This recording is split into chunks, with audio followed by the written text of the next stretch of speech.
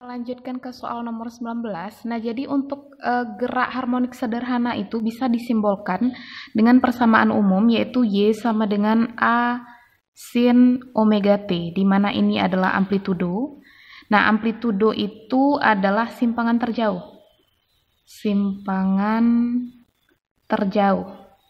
Nah, jadi posisi terjauh dari posisi setimbang itu namanya amplitudo. Kemudian omega, ini omega ya, bukan W. Ini adalah kecepatan sudut. Kecepatan sudut.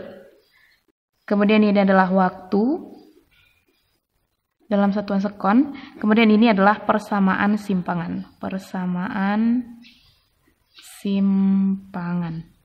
Nah, jadi karena dia bergerak bolak-balik, maka kita punya besaran yang namanya frekuensi dan perioda. Frekuensi, kemudian perioda. Nah, jadi frekuensi ini adalah jumlah getaran tiap satuan waktu, jumlah getaran tiap satuan waktu,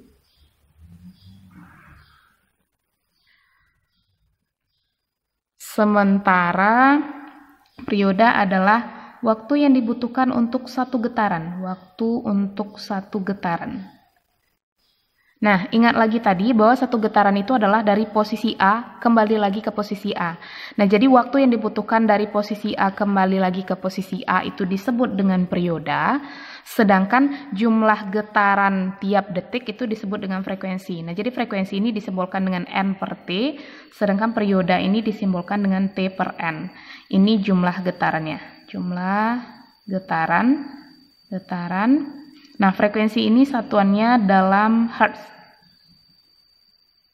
Kalau perioda itu satuannya dalam sekon. Sekon ini perioda ya.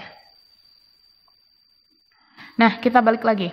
Di sini, di dalam soal nomor 19, itu diketahui persamaan simpangan. Nah, persamaan umum simpangan kan tadi A sin omega T.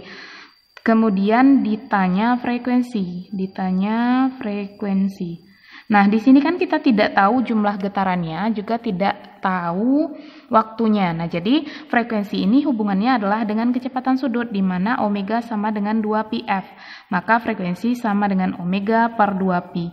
Nah, omega itu yang kita lihat yang mana? Omega itu yang dekat dengan T, itu disebut dengan omega. Sebagai contoh, misalnya, Y sama dengan 0,5 sin 20πt. Nah, yang sebelum T ini itu adalah omega. Berarti kalau seperti ini bisa kita buat omega sama dengan 2πf, maka F sama dengan omega per 2π. Nah, dari persamaan ini kita lihat bahwa omeganya 20π, maka 20π per 2π sama dengan 10 Hz. Jadi begitu caranya.